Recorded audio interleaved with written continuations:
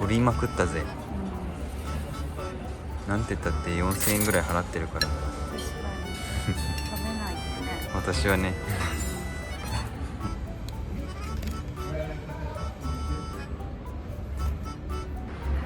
乾杯。お、これ結構キレがある。うん。久しぶりに飲んだこういうキレのあるやつね。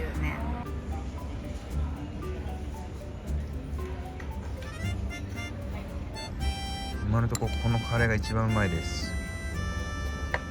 グリーンカレーみたいな味がするわ。でも結構辛い。これもう一回食べよう。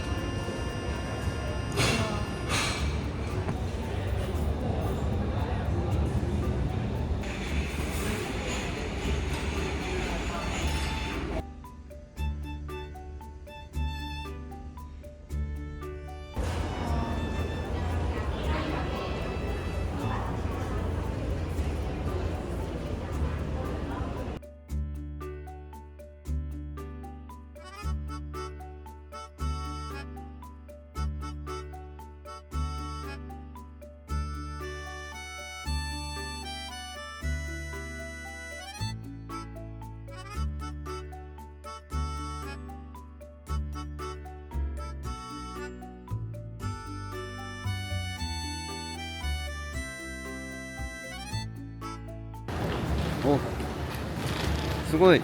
こっちも変わらずはいっと118見つけました。あ、もうここじゃん。 TG960 ストックホルム行きです。久しぶりだね。もうは映画が見れそうです。俺割とここ長い方だけどかなり余裕あるしと、これはブランケットかな。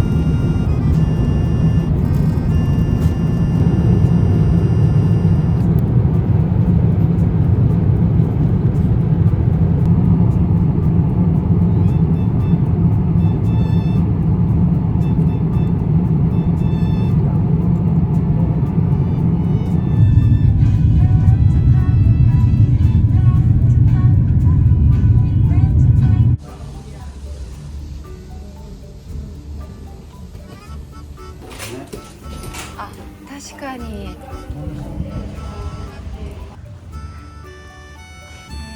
そこ、ターンテーブル出てるかな。こ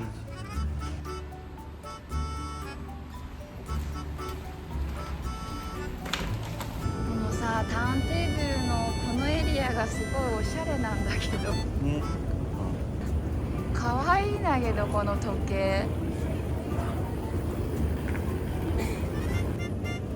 誰だろう。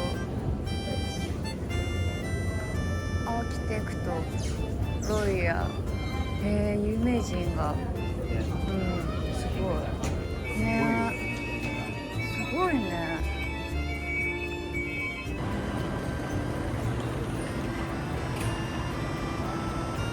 南芸人の選択がなかった。なかった15分か。じゃあこれで15分これでいいのかな。うん、と思う。148クローナ。140 1人2000円ぐらい。 298うんかわいい。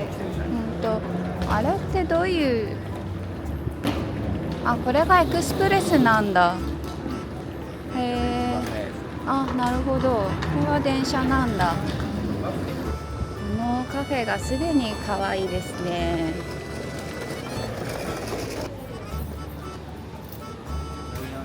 ライアンエアね。これ今度乗る飛行機はこれですね。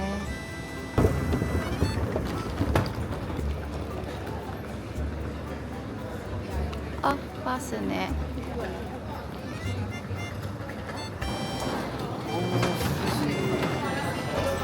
涼しいね。わあ空気がひんやりするね。これだとバスストップ7、ストックホルムシティターミネーション7はこちら。あれあ3 minutes、 あこれだね。 This one。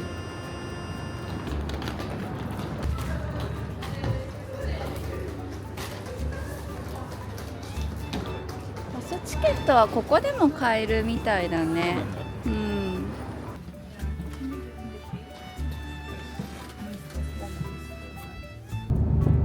バスに乗れました。これがセントラルターミナルシティターミナルになります。コインロッカーもあるらしいんだけど、調べたらねめちゃめちゃ高いらしいので1時間あたり日本円で約900円。そうだね、他のヨーロッパに比べて。そうだね。駅って結構さ、ホームレスの人とかも多くてさ、かなり殺伐としてる感じあるけど、何にもこう警戒するものがないというか、急に大聖堂か何かが現れました。急に現れてびっくりした今。うわーすごい。美しいね。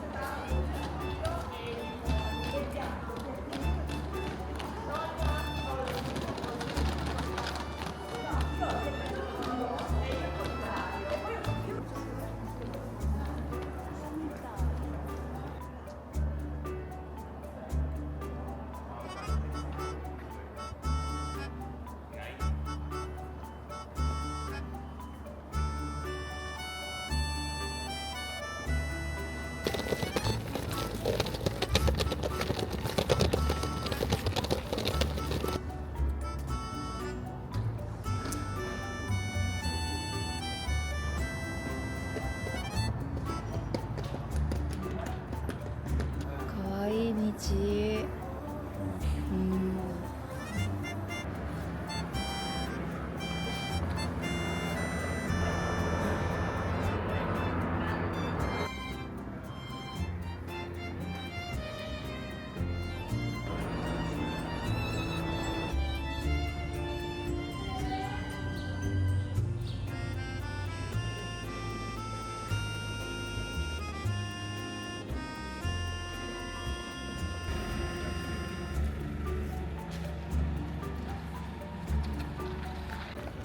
わあ美しい。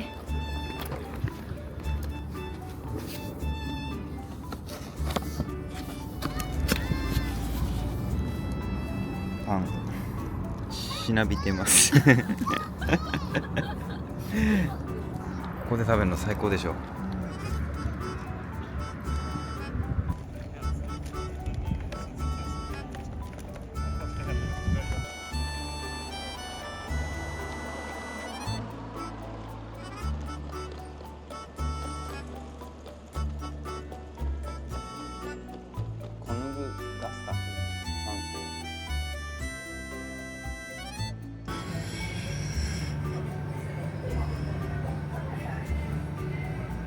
初カフェ。初カフェ。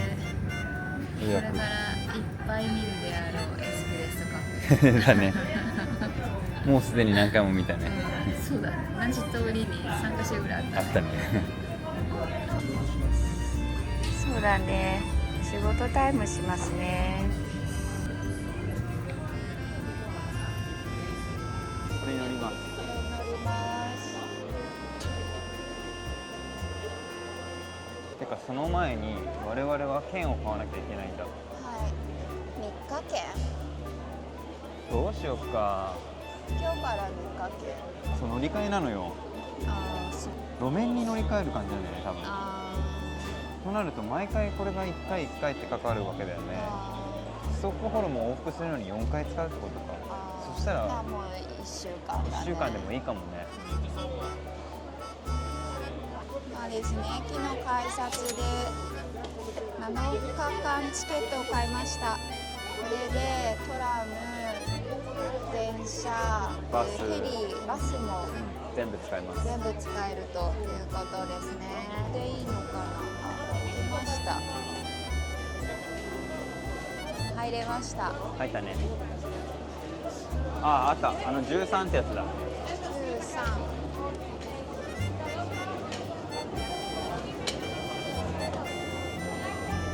お、早い。早いね、高速。うわ、めっちゃ早い。土地博物館。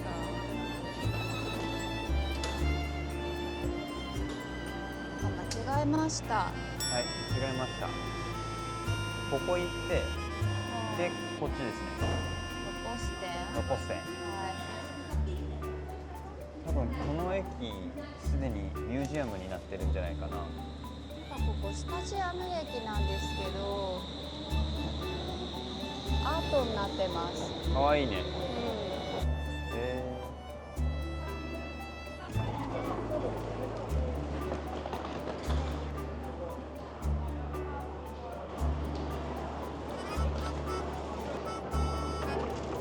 いらないね。乗るときだけなんだよ、一律料金だから。だからどこで降りても変わんないの。わかりやすいね。バスじゃないね。トラムだからちょっと違うね。ここにない21のあ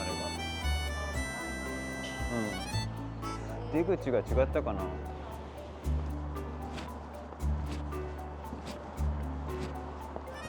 あ、これか。多分これでいける。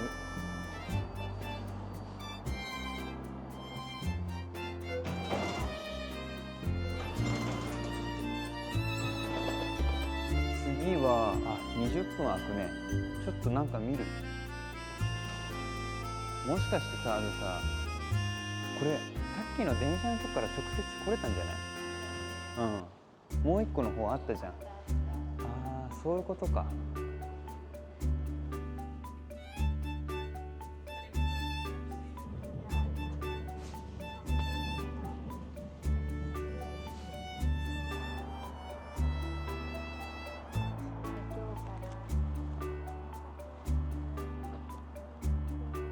トラムはね、20分間隔ぐらいで走ってるみたいなんで、すごい便利そうですね。ちゃんと自転車となんか分かれてるんだね。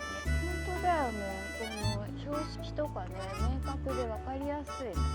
これかな。これから4日間滞在する。こち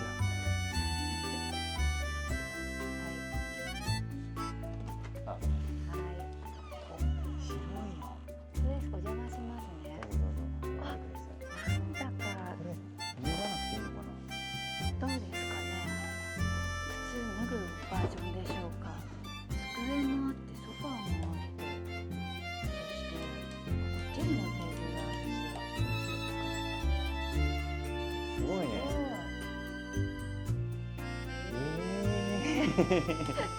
タイとかに比べたら全然高いよ。1泊6800円ぐらいするけど、北欧だからね。そうだね。IH2 つあります。スポンジも洗剤もあります。これオーブン？すごいね。綺麗。お皿も揃ってる。ワイワイングラスとかもあるよ。匂いもよし。ワインの栓抜きもあるし。それ何？扉がどう？え？ちょっと待ってちょっと。あ、これベッドか。ベッドか。気をつけて。あ、ベッドが現れました。ご覧ください。ベッドが現れました。初めてなんだけど。こういうこと。びっくりしたよ。なんか迫ってきたし。あ、でも大丈夫だね。ちょっと重たいから気をつけて。あ、確かに。びっくりなんだけど。あ、で見て見て、ちょっとさ、ほらこっち、どうぞどうぞこちらへ。はいはい。窓を開けてください。駅が見えますね。いいね。線路。しかも静かだよね。あるね。すごいね。でもちゃんと外に。うわ、快適。見てるさ、コンパクトに全部綺麗にさ、されてるよね。収まってるからいいね。こちらは？こちらが洗面所、シャワールームですね。あ、シャワールームですか？コンパクトですね。非常に。あ、なるほど。そうですね。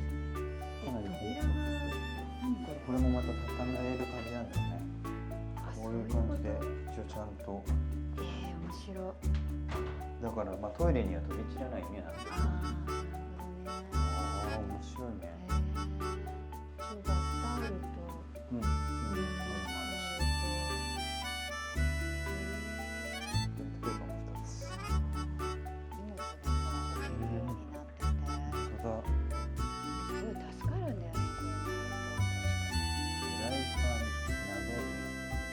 鍋も3種類もあってすごいね。そして、トースターにケトルに、あ、これコーヒーメーカーか。わあ。そしてこちらが冷蔵庫です。結構奥行きあるよ。これが冷蔵庫か。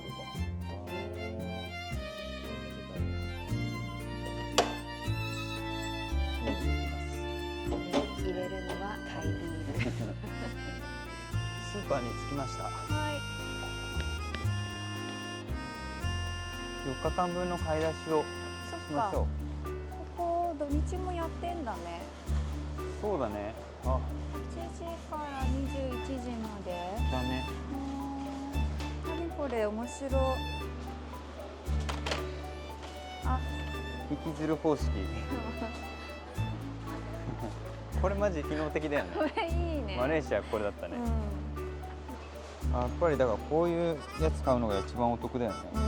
そうだね。長いパン。長い大きいのを買って。ね、パンの種類が多いね。これね。それ何肉？これでしょ。チキン。チキンか。520、高っかな。品種が多いのか。あ、すごいね。チーズがめっちゃある。ベイビースプラウト。そうだね。そういうのでいいね。これでいいよ。27って、これとか。あー、トマト238円だから、あ、変わんないね、あんまり。これでかい、結構こう青いね。青いね。ちょっと置かないとだよね。まあ、お部屋に入れといたら大丈夫そうだけど。400円か。まあまあするな。そっか。これでいいか。これでいいか。ポテトたくさん食べようか。で、17.9なんで、253円で、しかもこれめっちゃ入ってる。こっちも。うわ、なんか美味しそうなお酒が。ある？そうかそうかそう、アルコールの度数によって変わるっつったから、これがここまでが安いやつなんだ。なるほどね。そう、451円。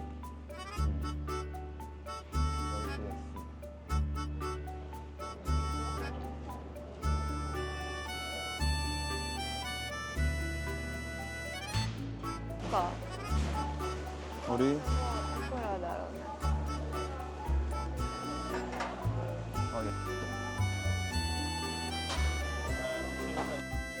購入してきました。だいぶ買いました。うまくね、調理して、なんか、試着しながら、その土地を味わう練習ということで、これで合計531.32クローナだったんで、いくら7500円、これでこれでトントンするやつはそんなにいないか。で、これ違う。ニンニクのやつだ。すごいなんか何でもあるね。これ骨付きじゃない？骨付きだ。ここ。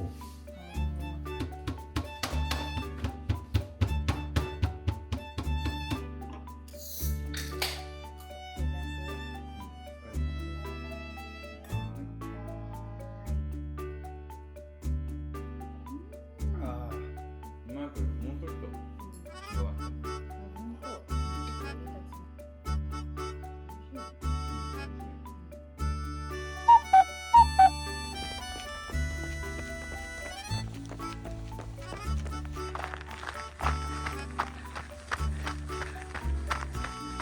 普通のお家なのにさ、お庭がリンゴ園になってる。まるでね、果樹園。あ、本当だね。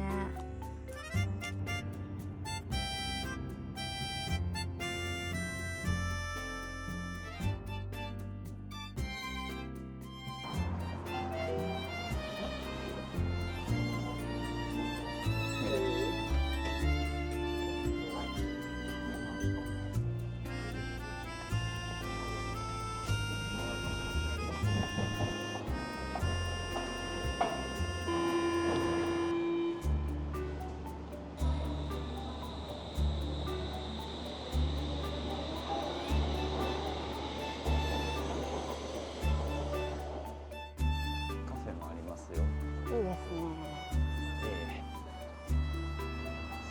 散歩に彩りを与えられた。わあ、見て、あれなんだろう。あ、全部顔ついてるよ。本当だ。しかもなんかちょっと表情が違う。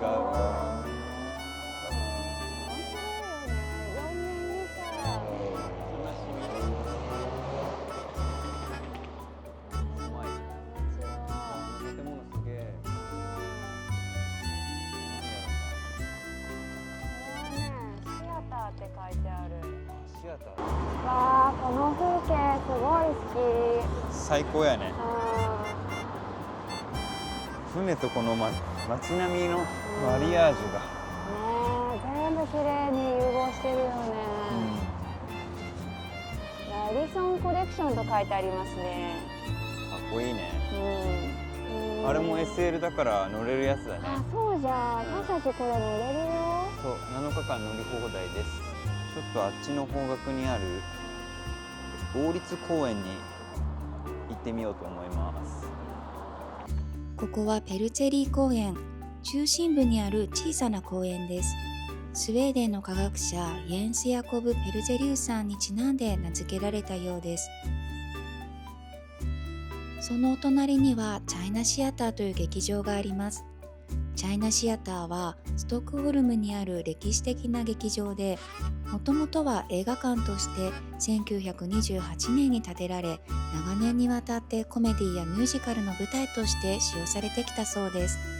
中国風のデザインが特徴で、当時の流行を反映しているようですよね。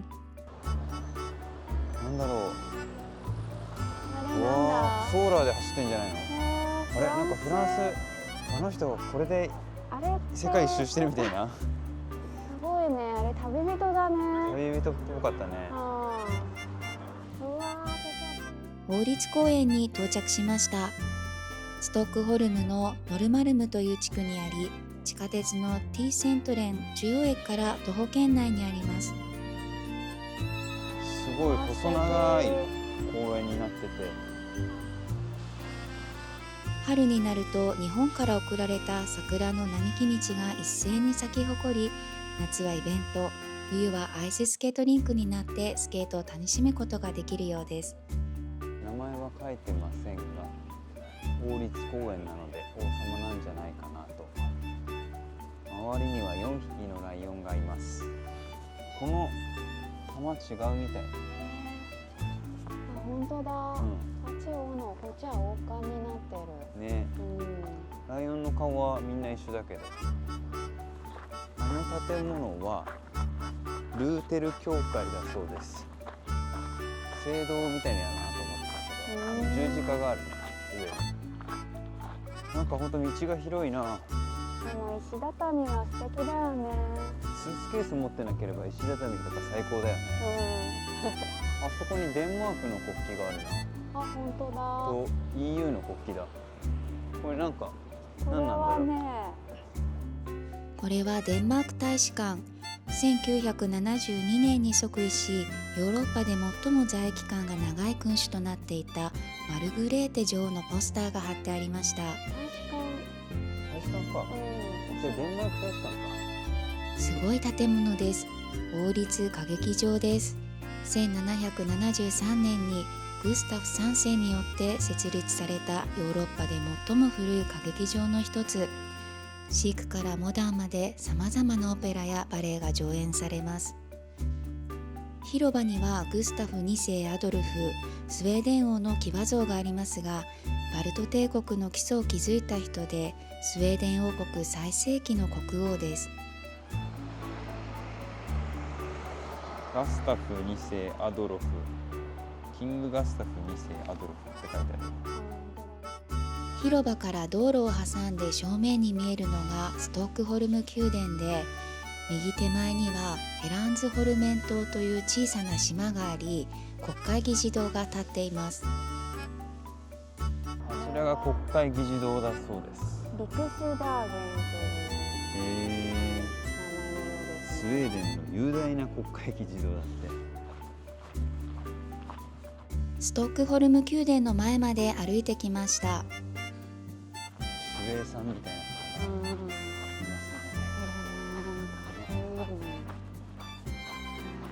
銃持ってる。扉が大きい。扉すごいね。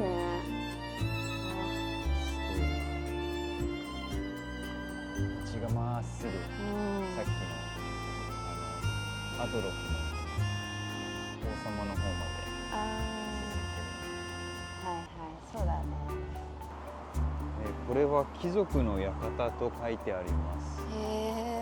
来年の3月まではリノベーションで臨時休業になっています。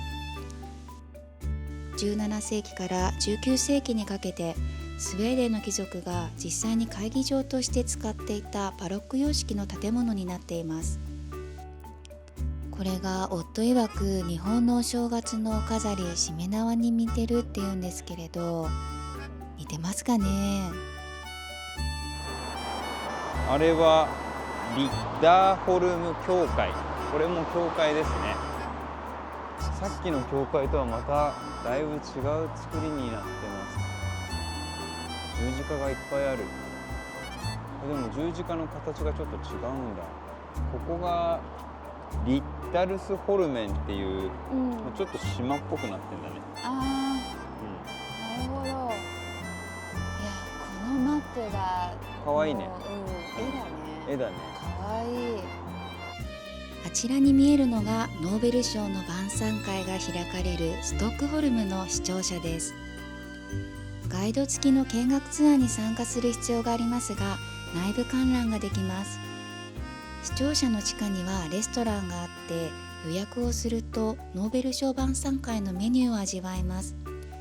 2023年のノーベルメニューがネットに載っていたんですが、1人約3万5千円したので、ちょっと予算的に厳しくて、ランチもあるようなんですが、ここはまたの機会のお楽しみということにしたいと思います。視聴者の方に見えるの島か。ちなみに視聴者のある島がクングスホルメン、そして左側に見えるのがセーデルマルムという島です。アーティストやクリエイターなどからも人気のある個性的でおしゃれなエリア。ストックホルム人が今一番住みたいエリアになっているそうですよ。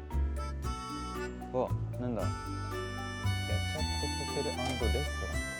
ホテルでありレストランってこと？そう、どうやらヨットホテルレストランみたいです。あ、ヤチャットってなんだけど、ヨットかあれ。バカがバレる。レストランだけだと思ったんですが、メーラ連湖に浮かぶ有名なヨットホテルでした。1924年に建造された歴史的なヨットマラドロティンゲンを改装してホテルとして利用しています。湖の景色を楽しみながら宿泊できるだなんてすごくいい体験ができそうですよね。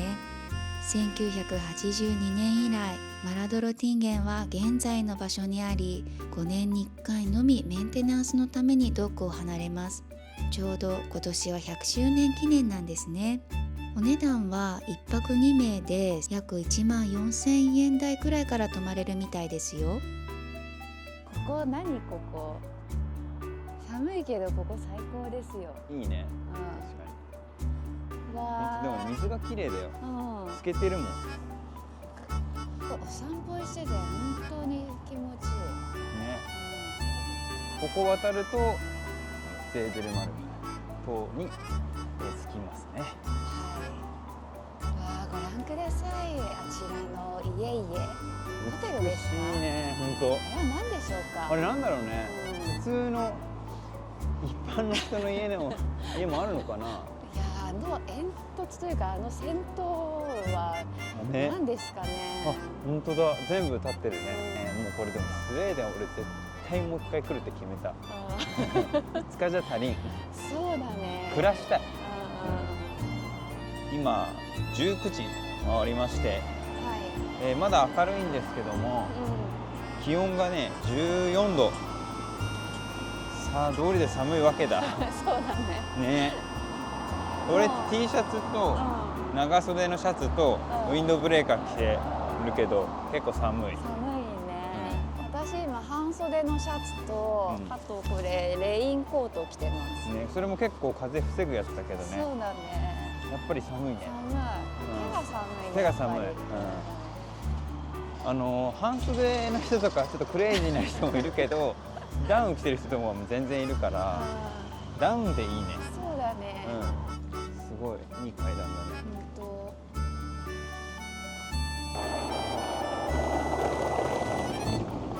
わあ、なんか坂がすごいね。全部石畳だね。こんなに急な階段なのにさ、登りたくなっちゃう。登りたくなっちゃうよね。坂綺麗なのにね。本当だよ。あちらに見える教会がセイントマリー・マグダレン・チャーチっていうのかな。ルーテル教会って書いてある。これまたなんか趣のある風景だな。教会も綺麗だね。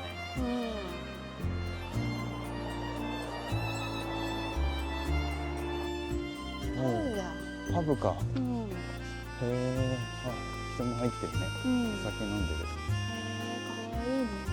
かわいいこれ。高台にあるセーデルマルムからの眺めを見たくて展望台のような場所の前まで行ったんですが、ちょっと閉まってるようで今回は残念でした。この通りは本州ガータンという大通りでおしゃれなカフェやレストラン、ギャラリーが並んでいます。これヘアカット。かわいいね。かわいい。あ、これはピッツァサラダだって。開いてるね。開いてるね。確かに。おしゃれ。かわいいね。あ、これも髪の毛。もうこれってさ全世界共通なんだっけこれって。これね。これまたおしゃれな。かっこいい。ハードボイルドな感じ。わ、このほらひげ剃ったりするやつだよ。男性がこう泡つけられてさ。それか。コレクションみたいな感じだね。そうだね。かっこよ。すごい。この辺は多国籍料理街なんだね。そうなんだね。地図見るとね、スペイン、イタリア、レバノンとかいろいろあるわ。もうどこ見てもおしゃれ。ねえ。おじさんとか一人でビール飲んでてもおしゃれ。おしゃれ。ワインとか。お酒飲んでるねみんなね。これもバーだね。かわいいね。かわいい。22時まで。寄ってきます？そうだね。クレジットカード使えるかな？聞いてみようか。Hello. Hello. So yeah. Okay, Sausage. so different, you have different. Yes. This is the classic German sausage. Oh, Sauerkraut yeah, and mustard. Yeah, yeah. This one is a lamb. Rum. Perfect, you can take your card. Okay. Thank you. Yes, please.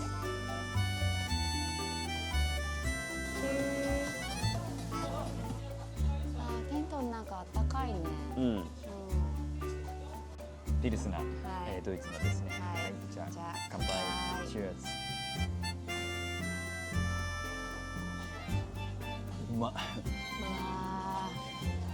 やっぱ違うね。違うな。アジアのビールも好きだったけどさ。そうだね。なんかコクがあってでもあっさりしてるね。飲みやすい。苦味噌の強くない。まあ、はい。こっちが多分ガーリックマスタードのソーセージホットドッグです。はい。こっちがこうドイツ。ジャーマンソーセージって言ってた。言ってたね。で締めて400クローナーです。5600。チップが10%入ってますけども。はい。そうですね。いや、なかなかですね。なかなかですね。まあ承知していたものの思った以上にやはり物価が高いということを知りました。ソーセージはラム肉とビーフを選びました。ラム肉の方はボリューム満点、ザワークラウトの塩気が結構強かったんですが、本場ドイツの味という感じで、パンとソーセージ、マスタードとのコンビネーションがもう最高に美味しかったです。ちなみにビーフの方はダブルにしたので、ジャーマンソーセージが2本入ってます。かなり獣感が強いんですが、香辛料やハーブもいろいろ入ってて、お世辞抜きで今までで食べたホットドッグの中では一番気に入りました。いやーもうね、すごい美味しい。結構ソーセージがさ、しょっぱいからもうビールが進んじゃって、でもね、さすがにちょっと寒くなってきちゃった。うわ、13度じゃん今。通りで寒いわけだ。寒いね。駅に着いたぞ。スルッセン駅ですね。はい。今日はここから帰ります。かわいい。かわいいね。家から徒歩5分以内だね。こちらです。リディンゴデレヌっていうのかな。ここがフェリーの、駅になっております。今このリディンゴの阿賀駅の近くにいまして、これが船着き場で、今回ここからこっち経由でここに着くと。そう、このロポステンの方に行けんだけど、こっちだね。で、このユールゴーデン島に到着して、そこからは電車とかで行ける感じかな。はい。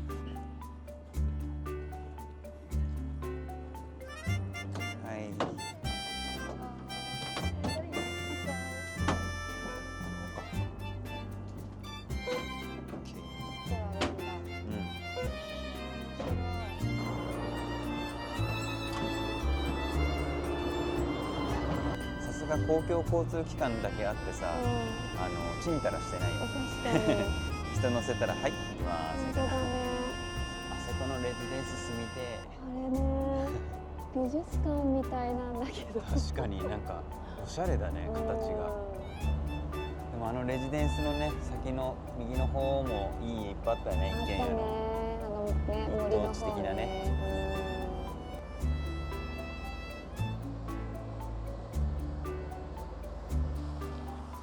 あ、ここじゃないわ。ここじゃない。次だ。すごいね、あれ。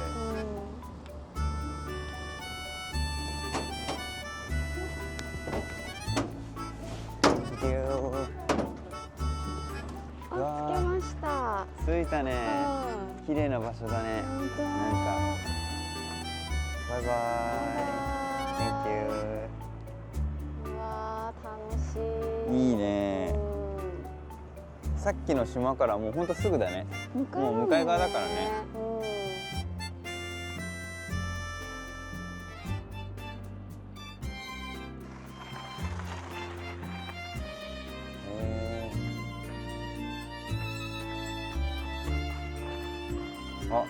わいいこのマーク。本当だ。歩道と自転車専用だね、ここはね。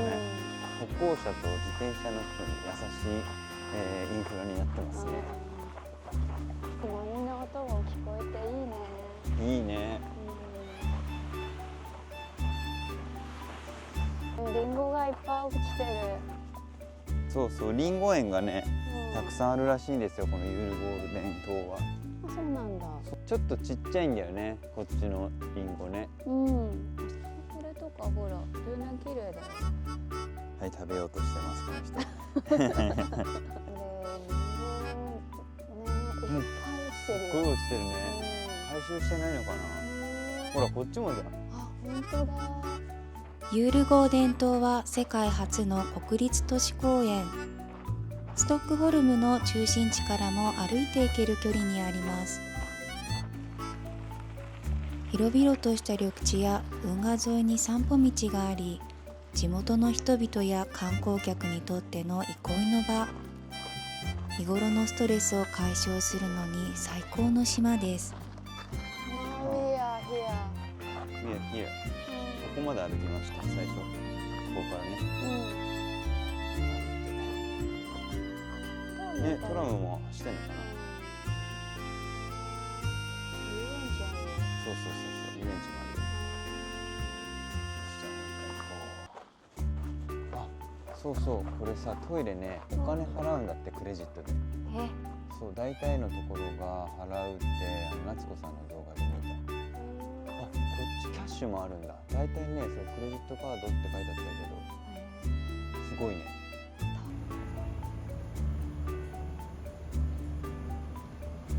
ユールゴーデン島は動物の庭という意味の島。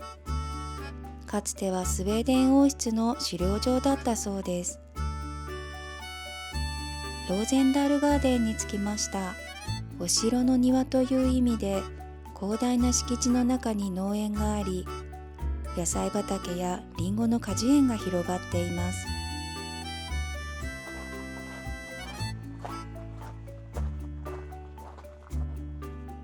ピクニックやアルコールは禁止のようなんですが、カフェテラスになっています。スウェーデンに滞在したのは9月の終わり頃で、ちょうどリンゴの収穫時期と重なったようでした。すごい綺麗なダリアが咲いてる。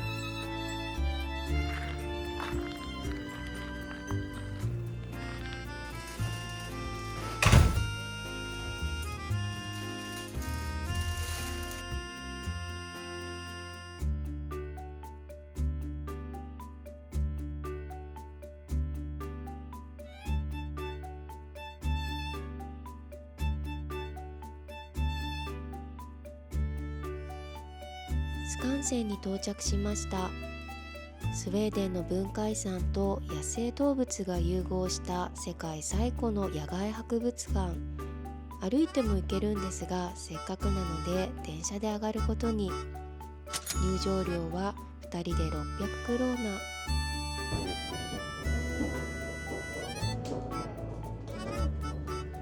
車が良さそうな。すごいね。すれ違いだった。小さな村を形成していて、スウェーデンの代表的な家屋が点在しています。広大な敷地には動物園や水族館があり、ベビーカーを引いた家族連れもたくさん見かけました。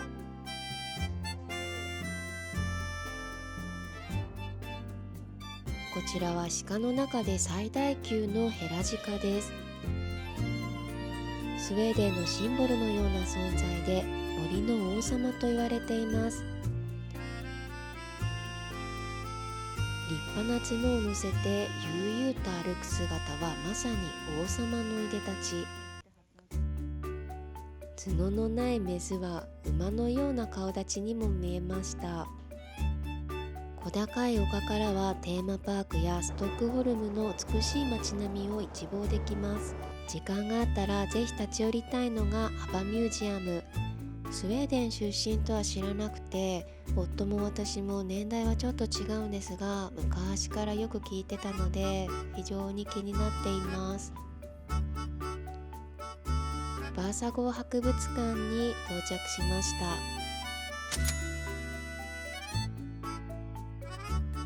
ここでは17世紀に沈没したスウェーデンの軍艦を復活させて展示しています。バーサ号は1628年に浸水したものの、初航海でわずか1300メートルの先の海に沈没してしまいました。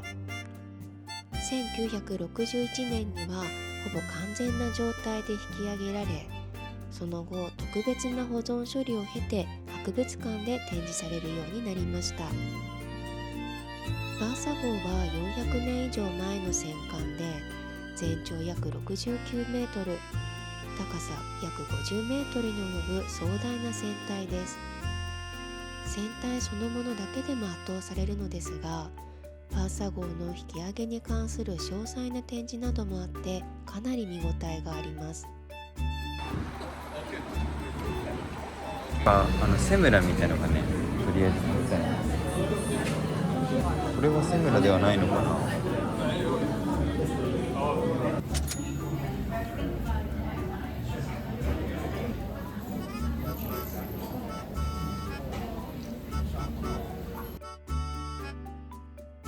今日は前の日にユールゴーデン島へ行く時に経由したナッカという島へ朝ランニングをしに行ってきます。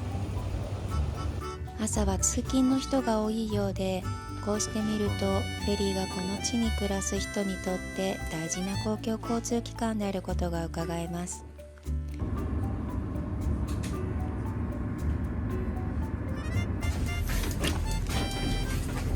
っという間にナッカに到着しました。斜面にはレジデンスが堂々と立っているんですが、まずはこの階段を登らなくてはいけません。フェリー乗り場の周りには学校や企業の建物が集中していますが、邸宅が連なる緩やかな道を下っていくと、自然豊かな森が広がっていました。森といっても住宅街のすぐそばにある整備されたコースで、ベビーカーを押して散歩する地元の人やランナーともすれ違いました。手軽に島を行き来しながら自然にどっぷり浸かれるとはなんとも贅沢な時間です。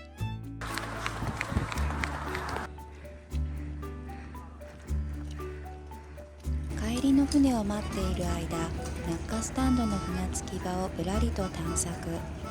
どこもオープン前で入れなかったんですが、カフェや食事ができるおしゃれな建物が並んでいました。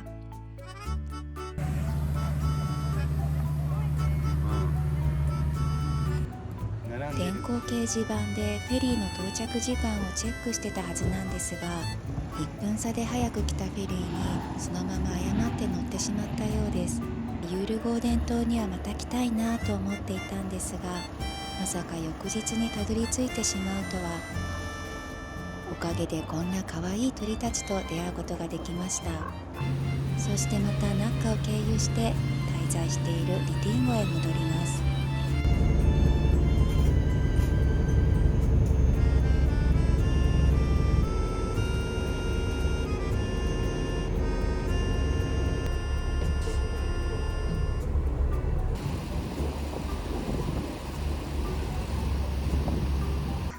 朝ごはんはこちらのシナモンロール。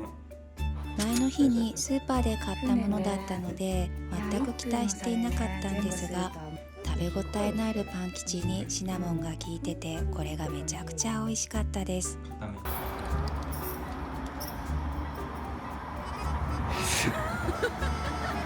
すごい勢いで撮ってたね。あちらがセントラルステーションです。あちらですか。はい。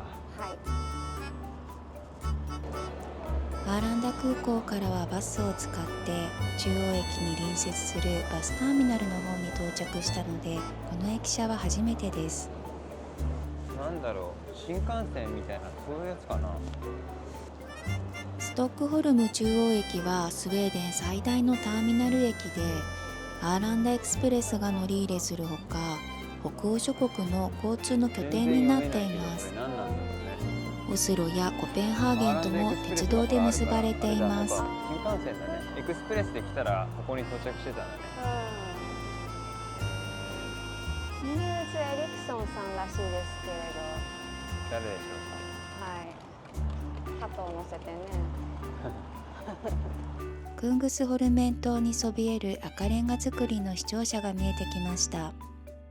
高さ106メートルの塔がどこからもよく見え、ストックホルムのシンボルになっています。あ、これが市庁舎。すごいね。びっくりした今。すごい。すごいね。あっちちょっと工事してるね。あ、本当だ。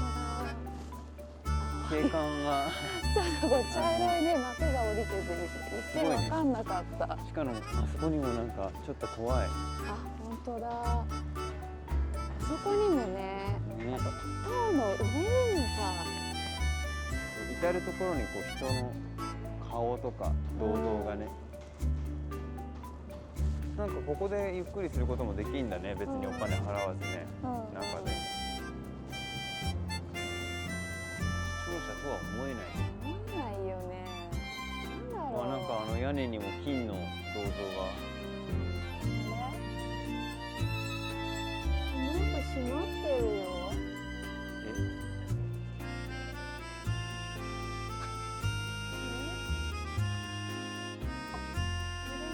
でもツアーエントランスはそこだもんね。残念ですが本日10時、11時、12時でツアーが終わっていました。1時間。決まってたんだ。知ってた？日によって結構違うんだね、これがね。これ要注意だわ。今回は諦めてストックホルム宮殿に行きましょう。逆にほら時間が空いたからさ、宮殿の近くノーベル、なんだっけ、博物館か、あと大聖堂もあるし、ここら辺に時間が割けるかも。そうですね。もうここから橋渡ってガムラスタンに行けば全部固まってるからさ、観光地が。歩いて回れるのいいね。いいよね。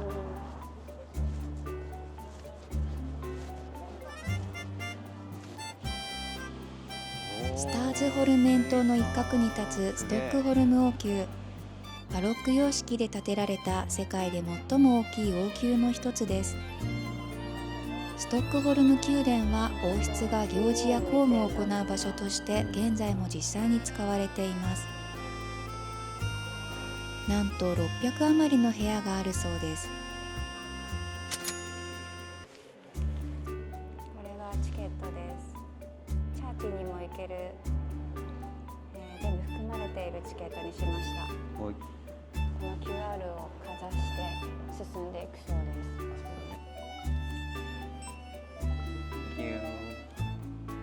す。ストックホルム宮殿は13世紀にメーラ連湖の防衛のために建てられた要塞。時代を経て要塞は次第に宮殿として使用されるようになり、当時はトレークローノル城と呼ばれ、塔の屋根部分の先頭から3つの王冠を意味するものでした。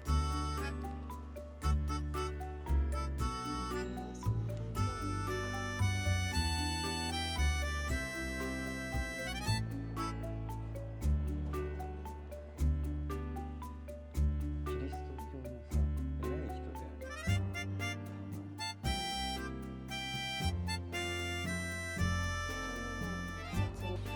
日本の国章、菊花紋章もありました。1697年、火災で焼失してしまうと、資金不足で完成には約60年を要し、1754年にほぼ完成。現在のバロック様式の宮殿は18世紀に再建されたものです。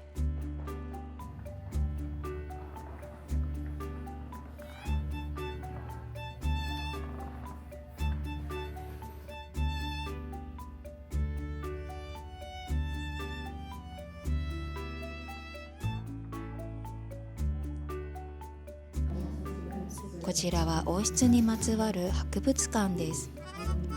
国の行事に使われている王冠など、王室ゆかりの品々が展示されています。ウェディングドレスみたいだね。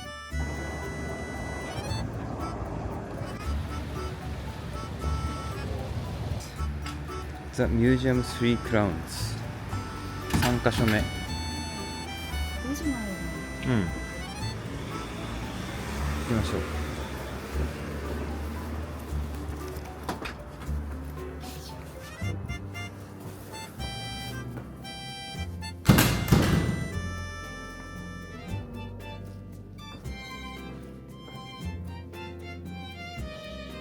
そこがなかったね。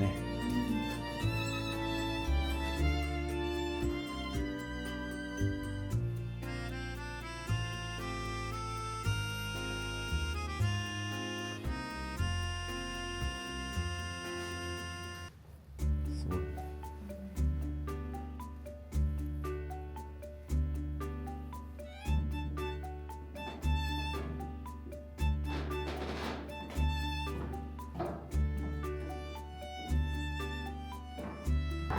ようやく最後は来ました。リッタールスホルメンチャーチ教会ですね。い。はい。はい。もう15時42分、3時間。 3時間ぐらいかかった。なかなかかかるね。ロイヤルパレスが、ロイヤルアパートメントかが一番時間かかったよね。そうだね。広いし。でもなんか見ちゃうん、そうだね。入り口。う。入り口はこちらですか？ここかな。あ、そうだね。リッタールホルメンチャーチ。17時までだからね。はい、17時まで。そう。すごいね。もうまた。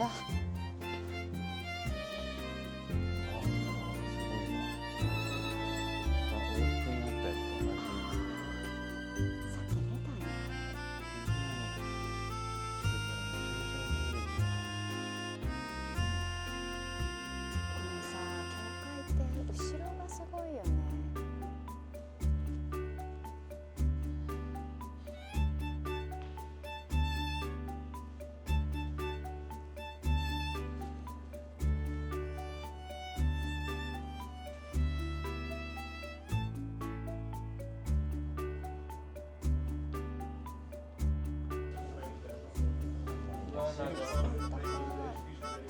いい匂いする。高いね。これさ、スウェーデンのケーキだよ。あ、そうなの？プリンセスケーキ。プリンセスケーキ。これもそう、スウェーディッシュ。これもそう。あ、これもあったね、この前ね。あったね。そうかも。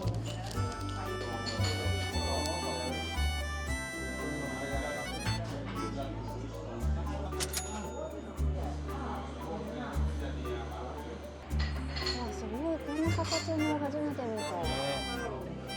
アンギャンだね。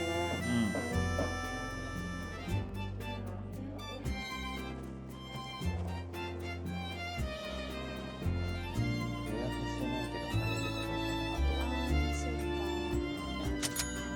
Thank you。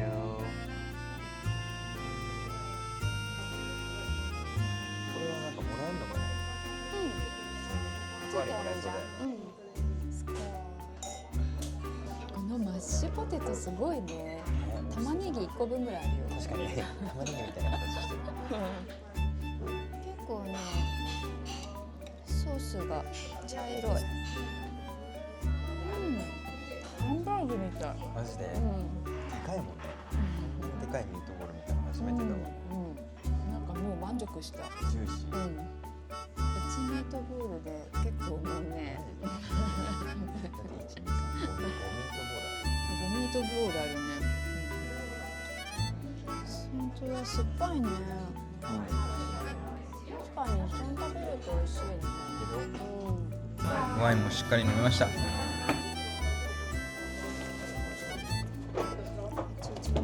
ら、酒なんか売ってるんだ。あるね。広いね、この船。そしてなんか速い気がする。スピードも。わ、確かに早い。うん、すごい速いよ。うわー、美しい。じゃあね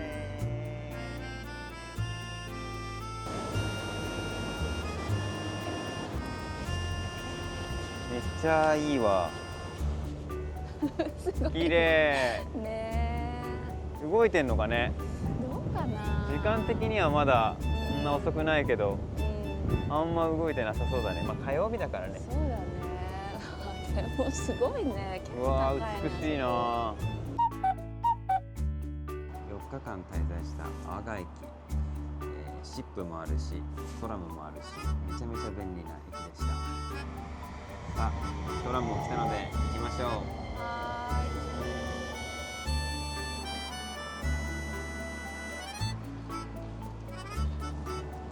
ロコステン駅1キロぐらい進むとハリン行き、ニガ行き、フィンランド行きの船も出てます。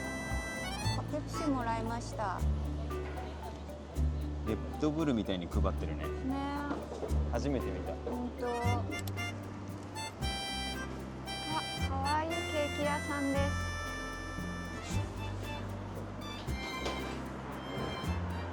いいじゃない。ね。あ、結構満席だね。これそうそう。それがさ、これがプリンセスケーキ。プリンスケーキ？この緑のやつ。あ、セムラがないかも。あ、そう。そっちの方にあるんじゃない？いやー、なさそう。あ、シュセームラってだってクリームみたいなやつだよね。シュークリームみたいなやつだよ。これは多分スウェーデンのお菓子だと思うんですが。ワンカプチーノプリーズ。 2 cappuccino. 2 here. That's all. Okay. セムラ食べたかった。ねえ、1月と2月。そうなんだ。時期が決まってるみたいです。はい。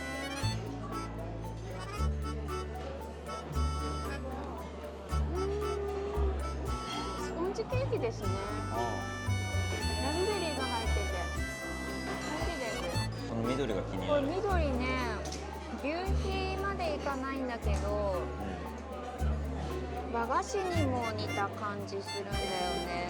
味？うケーキっぽいかと思ったら中身結構パンっぽい。ん。美味しい。アップルシナモン。なんとコーヒー無料で飲み放題です。あそこに自分で自由にも継げるし、店員さんが今持ってきてくれました。もう4杯目です。スウェーデンはですね、私は今まで来た国の中で一番好きでした。まずインフラが超整っていて、めちゃめちゃクリーン。そして自転車と歩道が全てこう分かれていたりするから歩きやすいし、ご飯も普通に美味しい。カフェもたくさんあるし、人も優しくてみんな英語が喋れる。超住みやすい。住みたいです。スウェーデンに来てどうでしたか？公共交通機関に船があるっていうのがもう私の中でグッドポイントでした。中央駅出るのも便利だったし、すごく良かったです。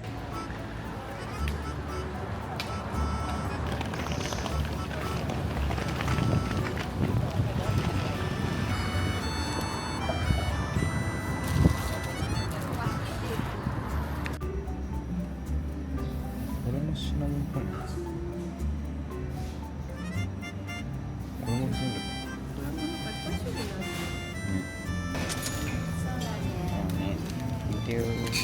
バス乗り場まで帰ってきました。寂しいですが、また帰ってきます。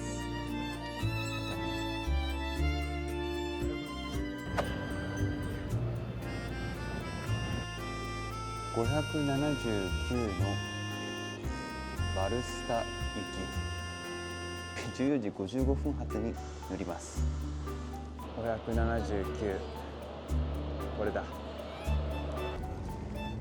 579番のバスにこの SL カードで無事乗れました。どうやらこれで空港まで来れたみたいなのでちょっと損しちゃったかもしれないですが、まあ勉強代ということで。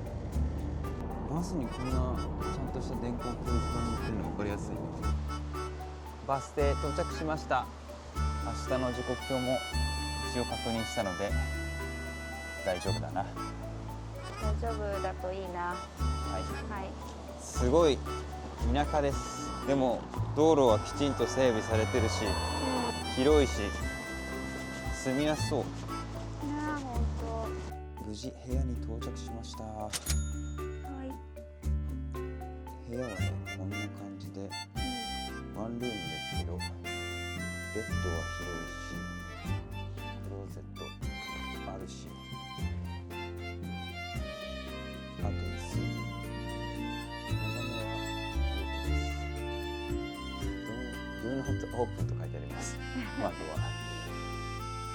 ただねシェアルームとかがあるので、共有ルームがあるので、そんな感じですね。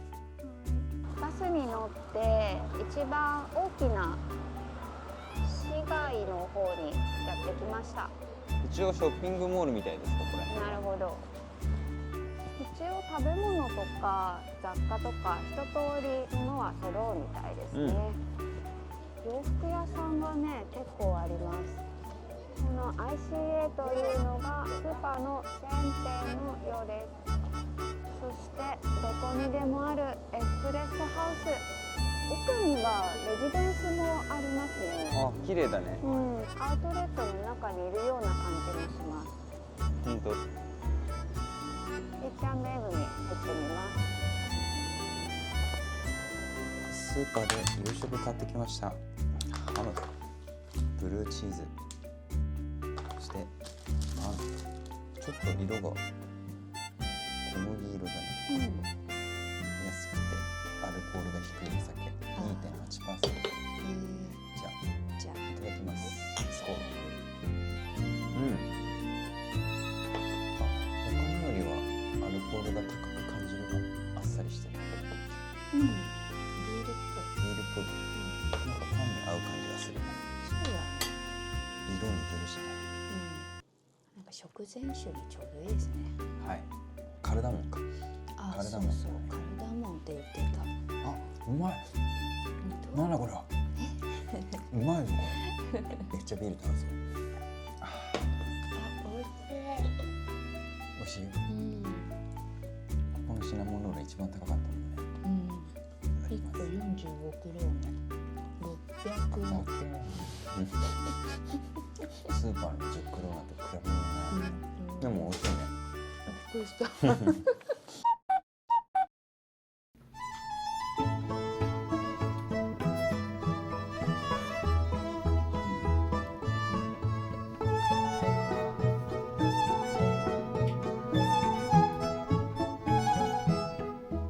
チェックアウトをしてこれからバスで空港に向かいます。179便です。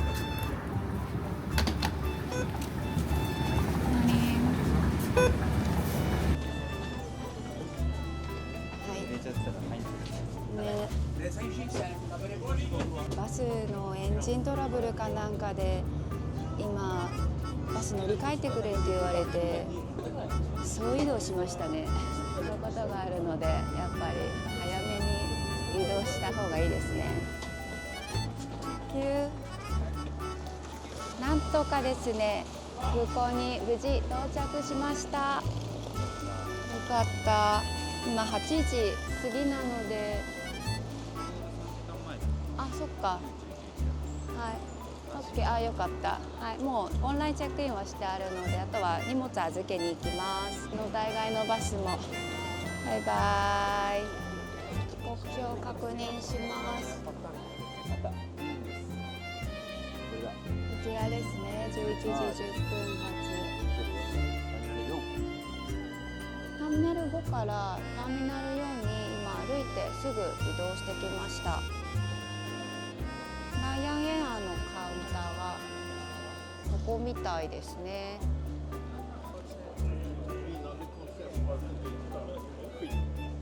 出発が結構混んでそうなので早めに行きたいと思います。大丈夫だね。ドリンクないよ。無事ゲート通過しました。あ、パールラウンジ、これです。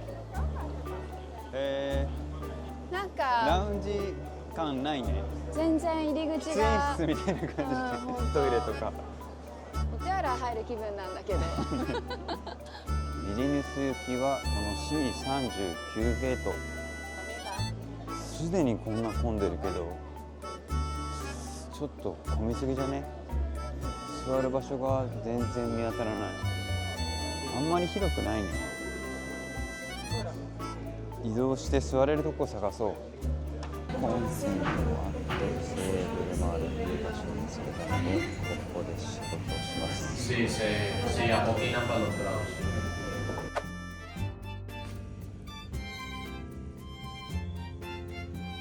華美な印象はなく北欧らしいシンプルなデザインです。果物やビスケットなどの乾き物、それからサーバーがあってビール2種類と赤と白ワインも飲めます。食事はチーズやハム、ピクルスやパテ、ナッツ類などオートミールやクラッカーの種類もたくさんあって、ヨーロッパの朝ごはんという感じ。もちろんお茶菓子もあります。作業しやすいテーブル席やハイチェア、ゆったり座れるソファー席もあって気分に合わせてのんびりできそうです。というわけで早速いただきます。ゆっくりとお酒を楽しんでいたんですが、時刻表を確認してみたら、どうやら12時に遅れているっていうことが分かりまして、そうと来ればもう飲むしかないですよね。こんな感じでお一人様気分を満喫してティータイムまでしっかり堪能できました。そんなに広くはないんですが、混んでいるわけでもなくて明るくて居心地の良い空間でした。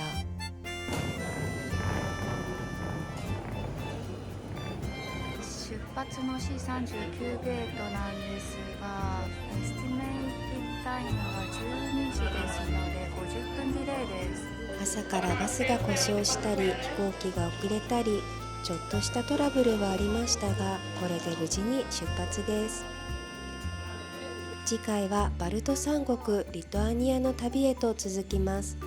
そちらもぜひお楽しみに。ヘイドー。